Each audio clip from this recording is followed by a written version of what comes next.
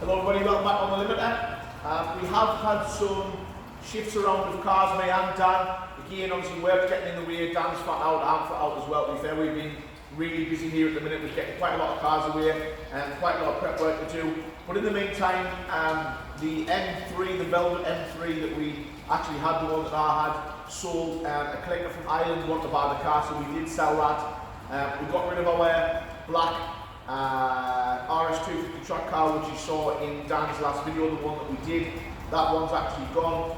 No apparent reason, it was a great car, but we just felt it was time to move it on. The market was very, very strong at the moment, and we are here to sell cars, that's what I do. So the right one was there for the 250, so we have let that, sorry, the 265, so we have let that one go. Now, myself and Dave at Seaview, we decided that we would like to try something different. We are quite quick in front wheel drive cars, get some sensible times in on the tracks locally, the likes of Cadwell and Croft and stuff. We just thought it was maybe time for a new challenge, something that I personally haven't delved into myself. I've always been a front wheel drive man and a four wheel drive. The 350Z is something that I've always looked at and something that I've always quite fancied. It was just kind of an itch that I wanted to scratch, and we started looking for 350 basically. I wanted a roadster. I like a convertible. I know obviously you maybe look at the weather today while watching this video, and it's as bad as it is there, it's probably scrap and you're thinking, oh well, convertible's not much use. However, it was the roadster that I wanted, so we started looking at the market.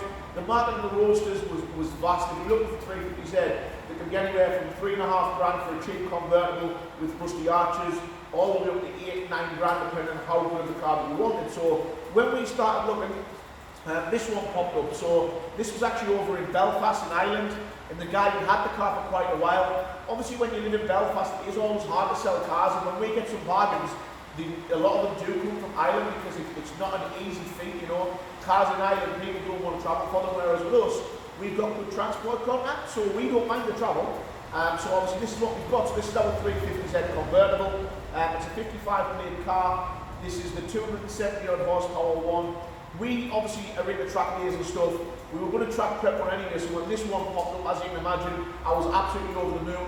In terms of spec, it was pretty much already going to where I wanted to go with the car in terms of already being track prepped. So the car itself's done 76,000 miles, so we wanted sensible miles, which we've got. The gentleman had this car up. I'll not go into how much we paid for it, but the gentleman got this car and had it up for sale originally in August for $8 grand.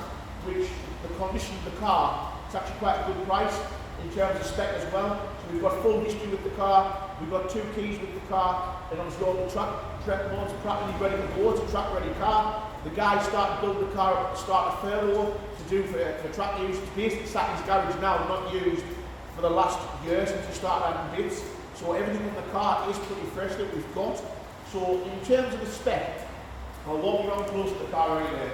So obviously I'll get here to show you the condition of the car first. The condition of the car is absolutely exceptional. We don't have any rust on this car, which these can suffer from over time. It's very, very nice condition. The wheels are beautiful, they've just been refurbed. We've got 88R tyres with Brembo calipers, which come as standard. We've got a lovely set of Tarox discs on there as well, and we've got some proper competition pads in. As you can see, the condition of the car is pretty much split mint, which for me is very important. I'm very picky with condition.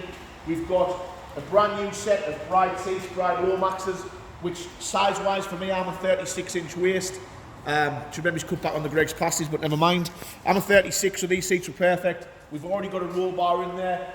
With my driving, this is something that I definitely do need. I haven't spent any time in rear-wheel drive cars, so safety for me is a big aspect. Same with any track car, you should always be safe. So we've got all the right bits fitted, ready to go. She's on Bilstein suspension with Lawrence springs.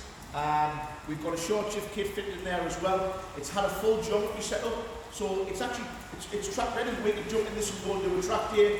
When it came, it wasn't without its niggles, don't get me wrong. With it being stood, the battery was dead when it came, so we put a new XI battery on there.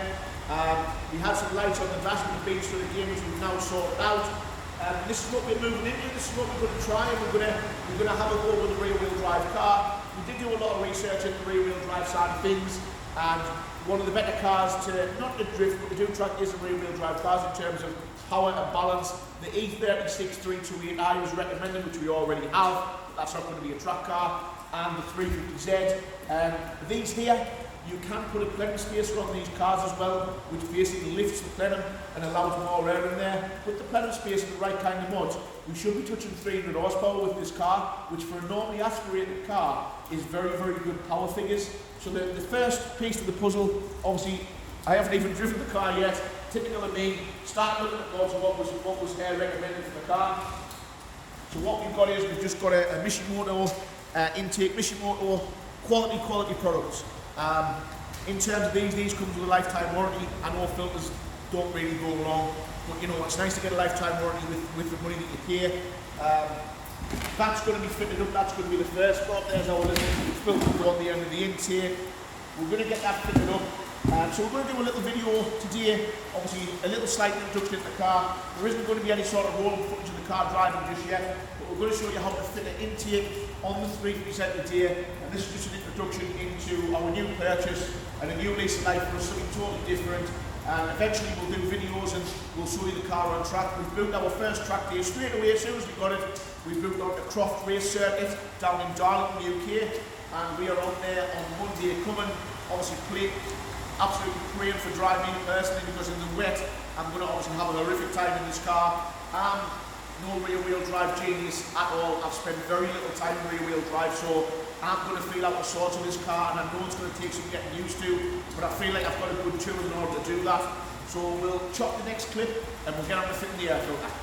First things first, this here is a piece of piss just on clips. It literally just pulls in there, that pulls out, and that houses the little filter. So take that out first, that's the easiest bit I would have said. That filter's been in there a while because that's minging. Then we are going to tackle this bolt here, which should allow us to get the airbox out. The airbox is just clipped onto the front. These two bolts here are for air intake from there, so I don't think we need to take these out. Obviously the MAF doesn't need to be touched because that's not coming out, and we've got 4 bolts. So we've got one on the side, one on the other side, and one on the bottom. Going to take those out, and then hopefully that should allow us to remove the airbox. Airbox is out. Did I do it myself? Nah. Got stuck on the last bolt. So obviously there's the 4 bolts, as you can see, which go into there through the airbox. This one was a bit of a bugger to get to. Obviously it was right underneath, couldn't really get the ratchet in, so I had to call the big man Dave, had to sort that out for us, so well done Dave for that. So the airbox just kind of clipped in. Once those screws come out, one off there, and these 4, it just kind of popped out. So there's the airbox out now. And the bottom of the airbox, it might feel tight, but it's just pushed in tight with those 2 clips which sit down into there like that. So just give it a good tug once all your bolts is out, and then that'll come out. So that's the old one out, so we'll get to fit the new one now. New heat shield in, pretty simple. And only particular bit, there was this air take at the front here that had to be lined up, which was a little bit fiddly, obviously, to go into there to get the air in. You'll not see it there, but make sure your bracket's lined up with that one there to bolt in. 4 bolts into the extension for the MAF to get the filter to sit through into the heat shield, which again is vice versa to how you took them off. Obviously MAF to plug back in, and the all important filter, which we're going to take off there now. And then obviously the filter should sit in there nice. So we're going to get on and do that now, and then we'll have a little sound check. So there she is, all fitted up, 350Z, ready to make some nice noises. But yes, very, very easy to fit this. Obviously Mishimoto, which is the maker of the filter, is a very, very good manufacturer. They do great bits of kit, and the fit is pretty much perfect. Like I said, I'm an absolute spanner monkey. I'm useless, so if I can fit that in 20 minutes, then anybody can. But this should sound, well, on this engine as well, should sound absolutely mega. So we'll let it start up, we'll put some heat into that, and then we'll have a little sound check and see what it sounds like.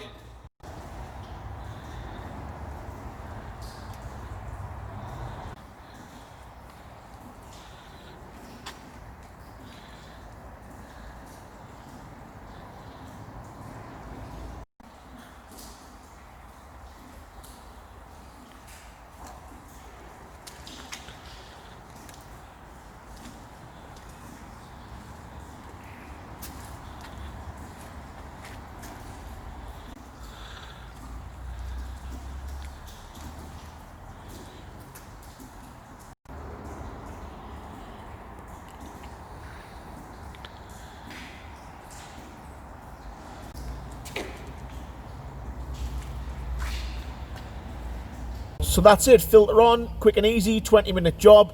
I've let the car warm up a little bit now. I just thought we'd do a little bit of a sound check so you can have an idea of what it actually sounds like. These 350Zs do sound mega, to be fair. The 3.5 V6, it's a good singing sounding engine, so we'll give it a little footfall. Sounds well.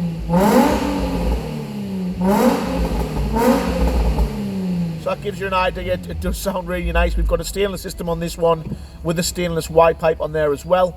But that'll conclude this video for the 350. It's just a very small introduction, and we will do a full feature on the car.